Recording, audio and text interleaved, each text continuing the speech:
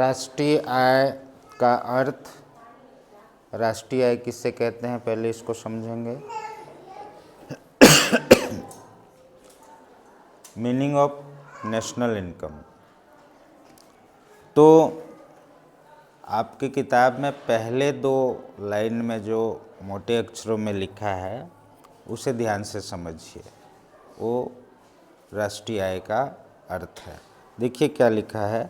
राष्ट्रीय आय से अभिप्राय किसी देश द्वारा एक वर्ष में उत्पादित सभी अंतिम वस्तुओं एवं सेवाओं के मौद्रिक मूल्य से है। यही राष्ट्रीय आय का अर्थ है। ये दिखने में आपको 1.5 लाइन का लग रहा है, लेकिन बहुत विस्तृत अर्थ अपने आप में समेटे हुए है। चलिए इसको समझते हैं कि राष्ट्रीय आय से अभिप्राय, अभिप्राय का मतलब होता है अर्थ या मीनिंग, है ना। तो राष्ट्रीय आय का मतलब क्या है, किसी देश द्वारा, सबसे पहले ध्यान देंगे, किसी देश माने कोई एक देश होता है ना। कोई भी देश, सभी देश के राष्ट्रीय आय होते हैं। तो कोई भी एक देश का, जैसे आप मान लो वह देश है भारत, किसी देश द्वारा, एक देश के द्वारा, आगे देखो, एक वर्ष में, इसमें टाइम क्या है, एक वर्ष, किसी देश द्वारा एक वर्ष में, आगे देखो, सभी अंतिम वस्तुओं एवं सेवाओं, ये ज़्यादा इम्पोर्टेंट है, ध्यान देंगे, अंतिम वस्तुओं एवं सेवाओं। अब अंतिम वस्तुओं का मतलब क्या होता है, मैंने पहले भी आपको बताया है कि किसी देश में कोई वस्तु उत्पादित होती है तो वह कई स्टेप से होकर के गुजरती है, लेकिन हर स्टेप में उसकी कीमतों को हम नहीं जोड़ेंगे, बल्कि वह अंतिम वस्तु जो होगी उसकी कीमत को जोड़ेंगे। एक एग्जाम्पल, अगर किसान गन्ना उत्पादित करता है तो गन्ना के कीमत को हम नहीं जोड़ेंगे, वो फैक्ट्री में जा कर के शक्कर बनता है ना, उसके कीमत को जोड़ेंगे अगर वो अंतिम वस्तु है। तो अगर शक्कर से भी मिठाइयाँ बनती हैं तो शक्कर अंतिम वस्तु नहीं हुई, अंतिम वस्तु क्या हुई, मिठाई। तो गन्ना की कीमत को हम राष्ट्रीय आय में नहीं जोड़ेंगे, गन्ना से शक्कर, शक्कर से मिठाई, तो जो लास्ट बार बनी उस चीज़ से क्या बनी, मिठाई, उसकी कीमत को जोड़ेंगे। तो अंतिम वस्तु की कीमत को राष्ट्रीय आय में जोड़ेंगे। उससे पहले जो वस्तुएं थीं वो मध्यवर्ती वस्तुएं थीं। आप मध्यवर्ती वस्तु और अंतिम वस्तु पढ़ चुके हो ना।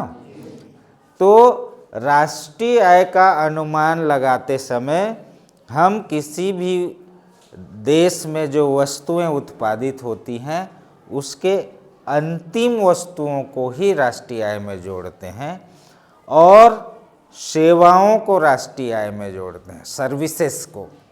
सेवाएं क्या होती हैं, मैंने पहले आपको बताया, सेवाएं बहुत सारी होती हैं।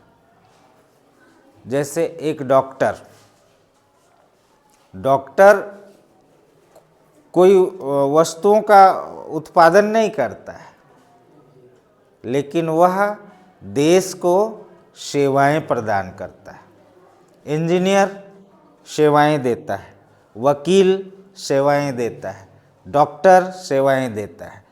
तो किसी देश में डॉक्टर, इंजीनियर, अध्यापक, वकील अगर हैं तो वो सेवाओं की गिनती में आएंगे, सेवाएं प्रदान करते हैं ना वो देश को, तो उसे भी राष्ट्रीय आय में जोड़ा जाता है। ठीक है। ध्यान देंगे। अब देखो, आप सिलसिलेवार देखो, किसी देश में, कोई भी देश हो सकता है, वो हर देश का अपना राष्ट्रीय आय होता है ना। एक वर्ष में जो अंतिम वस्तुओं और सेवाओं का उत्पादन किया जाता है, ठीक है, उसके मौद्रिक मूल्य को राष्ट्रीय आय कहते हैं। ये वस्तुओं और सेवाओं को राष्ट्रीय आय नहीं कहेंगे, ध्यान देंगे, वस्तुओं और सेवाओं को राष्ट्रीय आय नहीं कहेंगे। इसके